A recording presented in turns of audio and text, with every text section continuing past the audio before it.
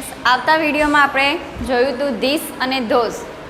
આપણો હતો ધીસ અને ધોસનો પોઈન્ટ કે ધીસ એટલે કે આ બહુવચનમાં છે, ધોસ એટલે બહુવચનમાં ધેટનું બહુવચન, ધોસ એટલે પેલા કે પેલું, ધેટનું બહુવચન છે. તો અત્યારે આ છે ધીસનું બહુવચન અને આ છે ધેટનું બહુવચન. આગળના વિડીયોમાં આપણે જોઈ ગયેલા. હવે એના પછીનો આપણે પ્રશ્નાર્થ વાક્યો પણ શીખ્યા કે યસ અને નોમાં આપણે ઉત્તર આપવાના હતા. એના પછીના ખાસ છે બહુવચનના નિયમો.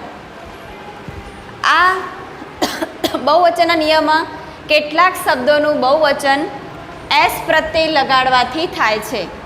અમુક શબ્દ એવા છે કે બહુવચનમાં તમારે સ્વર વ્યંજન જોઈને અમુક શબ્દ કાઢીને એની જગ્યાએ શું મૂકવામાં આવે છે એ રીતે તમારા બહુવચનના નિયમો સાથે સાથ તૈયાર થાય તો આપણે એની શબ્દોની પાછળ બહુવચન લગાવી શકીએ, પરફેક્ટ રીતે થાય. તો પહેલું છે કે કેટલાક શબ્દોનું બહુવચન એસ પ્રત્યય લગાડવાથી થાય છે. એસ પ્રત્યય એટલે કે જે શબ્દ આપ્યો હોય એની પાછળ ખાલી આપણે એસ જ લગાડવાનો છે, તો એ બહુવચન. અહીંયા એક્ઝામ્પલ છે કે એ બેટ છે, તો બેટમાં ખાલી આપણે પાછળ એસ જ મૂક્યો છે કે આ બેટ છે એક વચન અને બહુવચનમાં બેટ્સ, એટલે પાછળ એસ લગાવવાથી બેટનું બહુવચન થઈ જાય. એ રીતે કેટ્સ.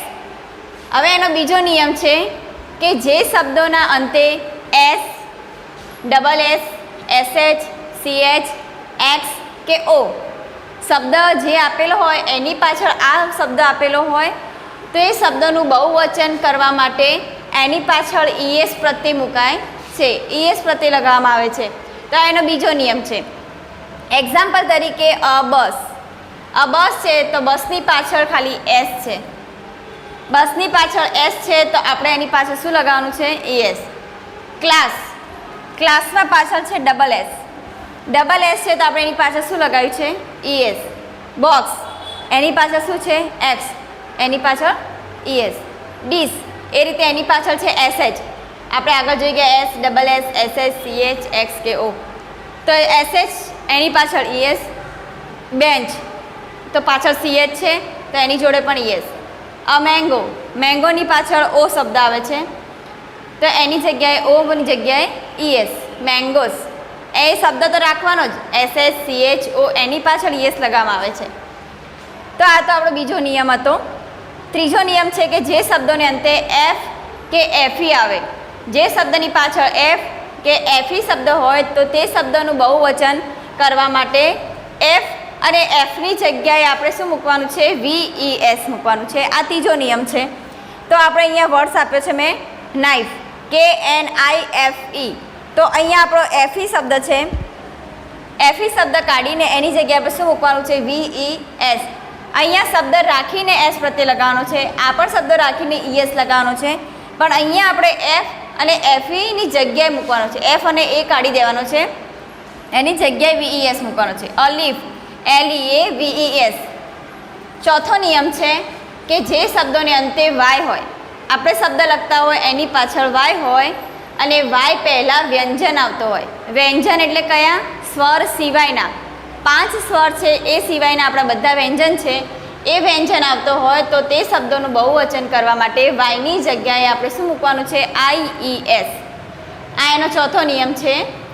તો અ સ્ટોરી એક્ઝામ્પલ છે, તો સ્ટોરીની પાછળ વાય છે તો એના પહેલાં વાયની પહેલાં શું છે?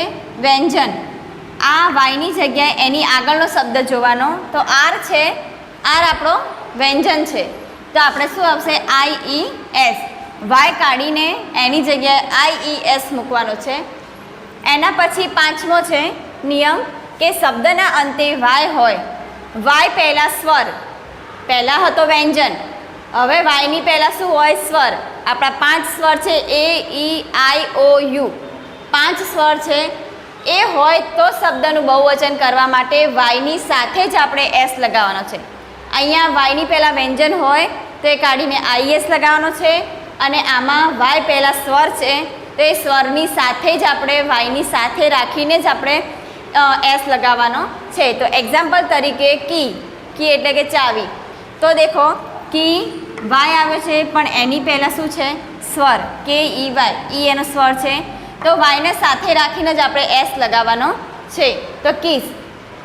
આ બે ઇમ્પોર્ટન્ટ છે, આ બંને યાદ રાખવાના છે કે વાયની પહેલાં વ્યંજન આવે તો એ કાઢીને આઈએસ લગાવવાનો છે અને સ્વર હોય તો એની સાથે રાખીને જ આપણે એસ લગાવવાનો છે.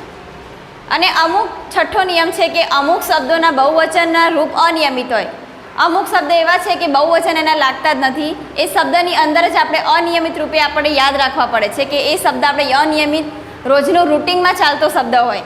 દેખો કે મેન છે MAN, એનું કંઈ બહુવચન SES એવું લગાડવાનું નથી, તો એની જગ્યાએ આપણે મેન એ છે તો એની જગ્યાએ આપણે શું લગાવવાનું છે MAN, તો એનું બહુવચન થઈ જશે MEN.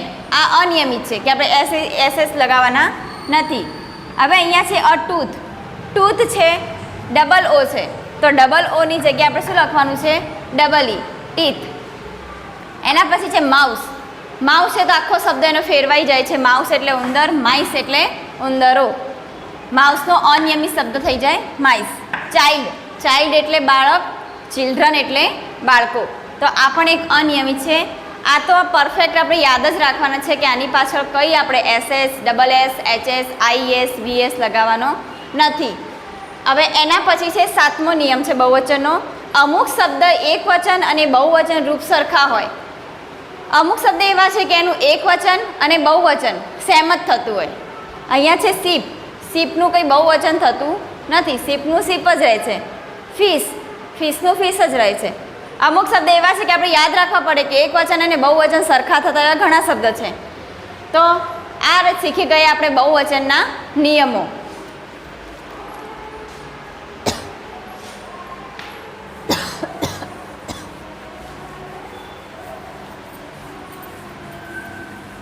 બહુવચનના નિયમો શીખ્યા પછી આપણે એના પ્રશ્નાર્થમાં પણ ફેરવવાનો છે.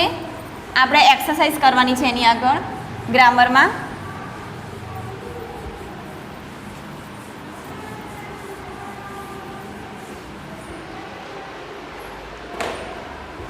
હવે છે કે ગ્રામરમાં આપણે પાના નંબર 11 પર 10-11 પર આ પોઈન્ટ આપણો ચાલુ છે. તો એનો પહેલો પ્રશ્ન છે એક્સરસાઇઝ છે ધીસ ને ધોઝની. ધીસ ધોઝની એક્સરસાઇઝ છે. તો એમાં આપણે ચિત્ર બતાવ્યું છે, ચિત્રની આધારે આપણે એક સાદું વાક્ય બનાવ્યું છે. સાદા વાક્યને આપણે પ્રશ્નાર્થમાં ફેરવવાનો છે અને એને પછી આપણે એને બહુવચનમાં ફેરવવાનો છે અને પછી એનો પ્રશ્નાર્થ બનાવવાનો છે.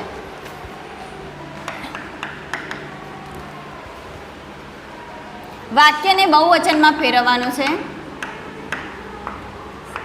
આપણા સ્વાધ્યાય છે એક્સરસાઇઝ. વાક્યને બહુવચનમાં ફેરવો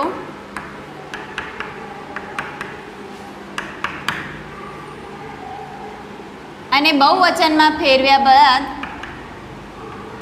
એનો પ્રશ્નાર્થ વાક્ય બનાવો.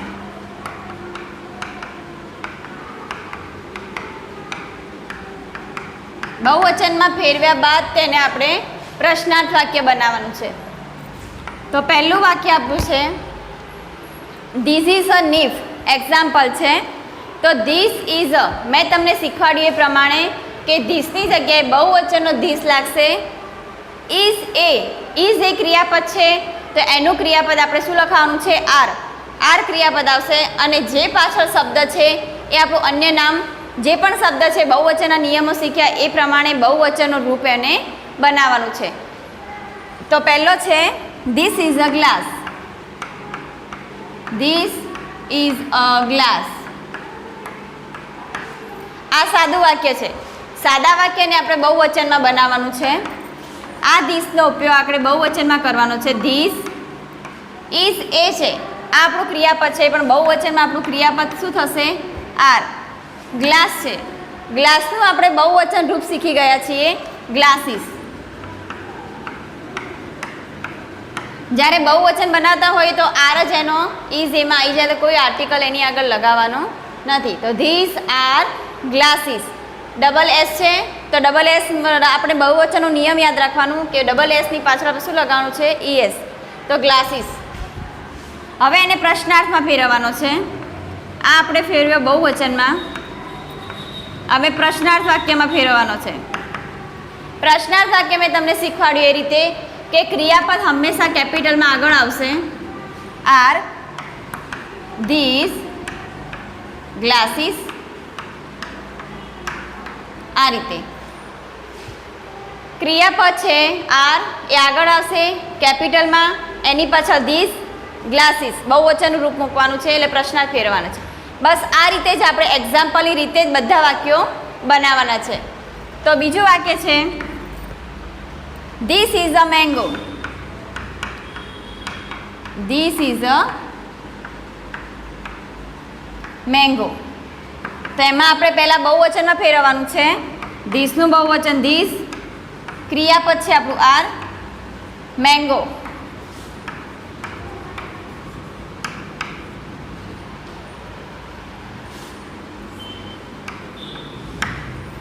મેંગો બહુવચન છે, પાછળ ઓ છે તો આપણે ES મૂકવાનું છે કે ધીઝ આર મેંગોસ. હવે એના પછી આપણે પ્રશ્નાર્થમાં ફેરવવાનું છે કે are these mangoes. Are these mangoes. પ્રશ્નાર્થ આ રીતે બોલાય છે. તો આ બીજું વાક્ય થઈ ગયું આપણું. ત્રીજું વાક્ય છે કે that is a dish. That is a dish. તો ધેટનું આપણે બહુવચન, ધેટનું બહુવચન શું છે? Those. Those are dishes. S જ છે ને તો પાછળ ES. Those is. Those are dishes. તો એનું પ્રશ્નાર્થ વાક્ય બનાવવાનું છે are those ડીસીસ.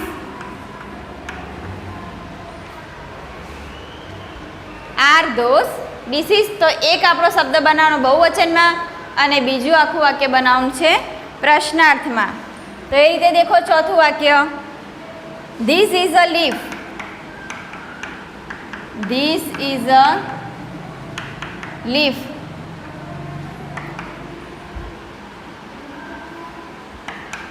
બહુવચનમાં these are leaves. F છે તો એફની જગ્યાએ આપણે શું મૂકવાનું છે? VES. અને પ્રશ્નાર્થ બનાવવાનો છે આર ધીસ લીવ્સ. આ રીતે આર ધીસ લીવ્સ, ક્રિયાપદ આગળ, આપણે ધીસ પાછળ અન્ય નામ. That is a child. That is a child. That is a child. તો ધેટનું બહુવચન થશે ધોઝ. ઇઝ એનું બહુવચન આર. ચાઇલ્ડનું બહુવચન ચિલ્ડ્રન. આ બહુવચન બની ગયું. એના પછી છે are those children. R those children. એના પછી છે છઠ્ઠું વાક્ય this is a fish. This is a fish. તો એને આપણે બહુવચનમાં વાક્ય ફેરવવાનું છે ધીસ આર ફિશ. ફિશનું ફિશ જ રહે છે. આપણે બહુવચનનો એક નિયમ છે કે એક વચન અને બહુવચન રૂપ એક સરખા જ હોય છે. તો એને પ્રશ્નાર્થ બનાવવા માટે are this fish. Are this fish.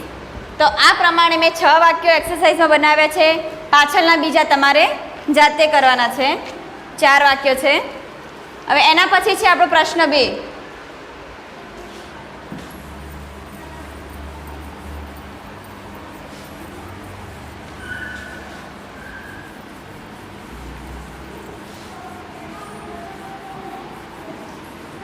પ્રશ્ન 2 તેને આપણે યસ અને નોમાં જવાબ આપવાનો છે. આપણું બહુવચનનું વાક્ય બનાવેલું છે એમાં યસ અને નોમાં જવાબ આપવાનો છે અને સાચું વાક્ય શું છે એ બતાવવાનું છે. તો એક્સરસાઇઝ 2 પ્રશ્ન 2. પહેલું વાક્ય છે are this elephants.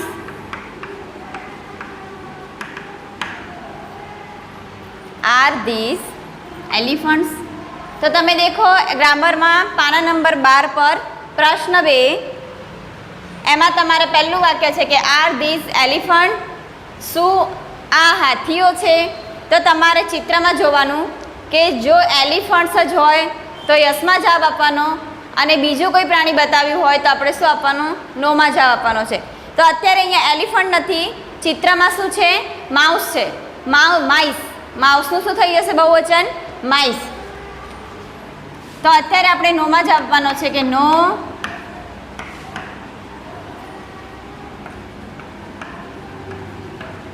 they are not.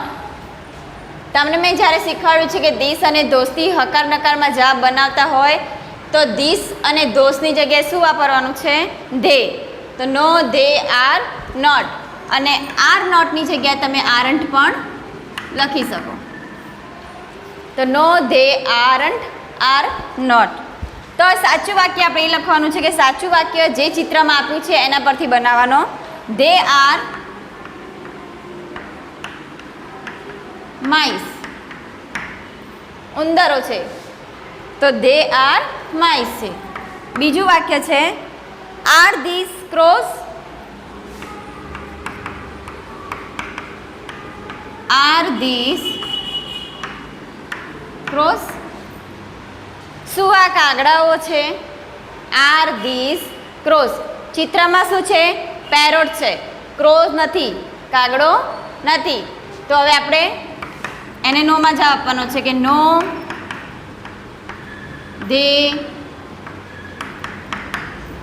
Aren't અથવા તો આર નોટ. કોઈ પણ તમે વાપરી શકો છો. નો ધે આરન્ટ. ધીસ અને ધોમાં હકાર નકારમાં એટલું જ યાદ રાખવાનું કે ધેથી જ એનો જવાબ આપવાનો છે. તો સાચો જવાબ શું છે? પેરોટ. They are parrots. ત્રીજું વાક્ય છે કે are those women?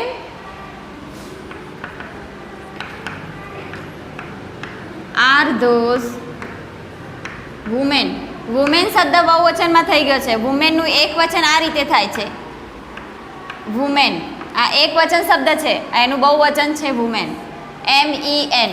મેનનો બનાવ્યો એ રીતે જ. Are those women? No they are not. સાચો જવાબ yes they are women. Sorry, yes they are. તો અહીંયા વુમેન જ છે અને સાચો જવાબ પણ એ જ આપવાનો છે કે દે આર વુમેન. અહીંયા વુમેન છે ચિત્રમાં, સ્ત્રીઓ છે, તો આપણો સાચો જવાબ yes they are. They are women. એના પછી છે ચોથું વાક્ય are these bicycles? Are these bicycles? તો અત્યારે અહીંયા ચિત્રમાં શું છે? બસીસ.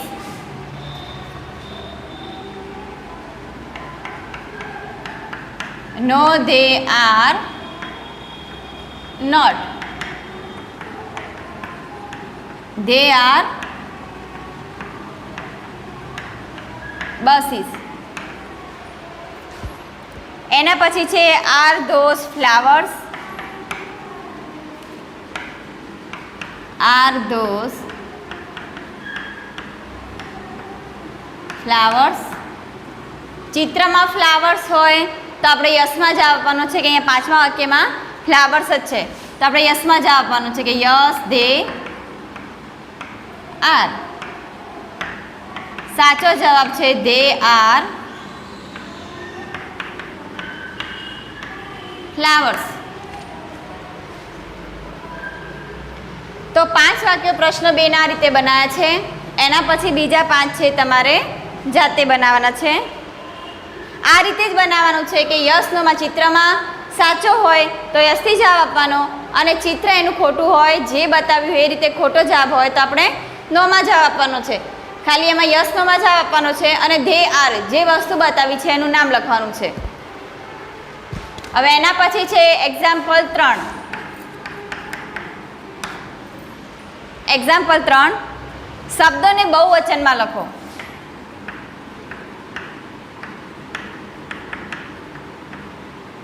અહીંયા પ્રશ્ન 3માં બહુવચનમાં લખવાનું છે. ખાલી આપણું બહુવચન છે મેંગો. મેંગોનું શું થઈ જશે? મેંગોસ. મેંગોસ. અહીંયા બીજું છે સ્ટોરી. સ્ટોરીમાં પાછળ વાય છે, આગળ એનો વ્યંજન છે તો સ્ટોરીઝ. ત્રીજું વાક્ય છે માઉસ. માઉસ શું થઈ જશે? માઇસ. બુક. બુકનું બુક્સ જ રહેશે.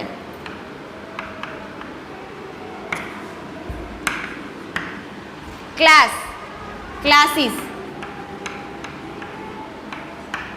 છઠ્ઠું છે ફૂટ. એનું શું થઈ જશે?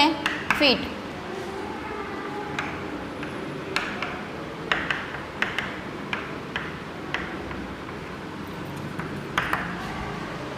બેન્ચ. તો એનો જવાબ છે બેન્ચીસ. ટ્રી. ટ્રીઝ થઈ જશે. સીપ. તો આ એકનું એ જ રહેશે સીપ. 10. ટેબલ. તો ટેબલ્સ.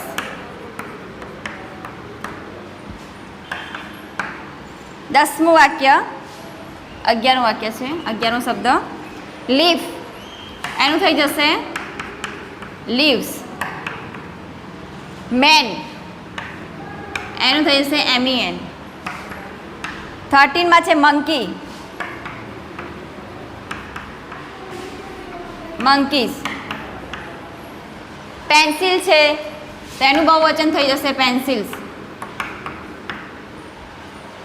ચાઇલ્ડ છે તો ચાઇલ્ડને બહુવચનમાં ચિલ્ડ્રન. બોક્સ. બોક્સીસ. નાઇફ તો નીવ્સ. FE કાઢીને VES લગાવવાનો છે. બસ. બસીસ.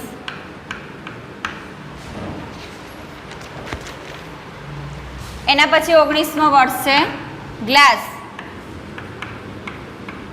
ગ્લાસીસ. 20મો વર્ડ છે કપ. કપનું કપ્સ જ રહેશે. 21 વિન્ડો. તો એનો આન્સર વિન્ડોઝ. એસ જ લગાવવાનો છે. 22 બોય. બોયઝ. 23માં સિટી. તો એનું સિટીઝ થઈ જશે. 24 બર્ડ. તો એનું બર્ડ્સ રહેશે.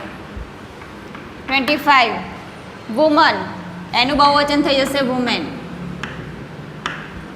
26 ટમેટો. તો ટમેટોસ.